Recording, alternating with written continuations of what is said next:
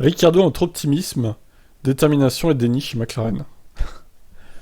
Daniel Ricciardo, j'en ai marre de le lire en fait. Littéralement, il dit toujours la même chose. Il aime la pression, c'est un privilège parce que ça veut dire que quelque chose vous tient à cœur et que ça vaut la peine de se battre pour. Je sais même pas si je vais tout lire, en vrai, il me saoule. Ça peut jouer en votre défaveur si vous ne montrez pas votre côté impitoyable. Le mot impitoyable peut avoir plusieurs significations. Il peut s'agir d'un autre mot pour désigner l'égoïsme. En étant égoïste pour obtenir ce que vous voulez, vous pouvez exclure les gens et être considéré comme un peu méchant.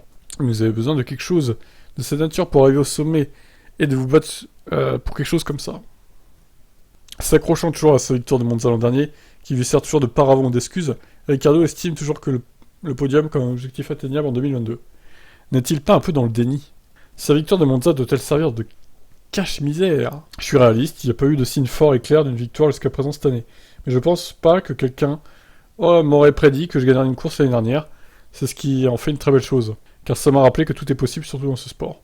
Plus je suis haut sur la grille, plus je suis content des résultats. Il s'agit juste d'essayer d'arriver à une situation où je suis régulièrement performant à un haut niveau.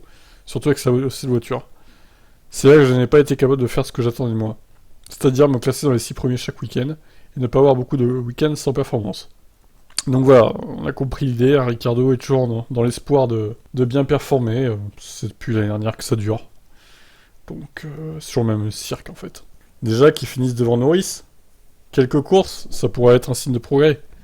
Là clairement, tant qu'il sera 3-4 dixièmes derrière en qualif, voire 5 des fois, on pourra pas porter de crédibilité à ce pauvre Daniel. Et pourtant c'est con, hein, parce qu'il est pas mauvais normalement. Mais depuis qu'il est chez McLaren, rien ne va. On verra si deuxième partie de saison il arrive à corriger le tir, mais je pense pas, honnêtement. Ciao.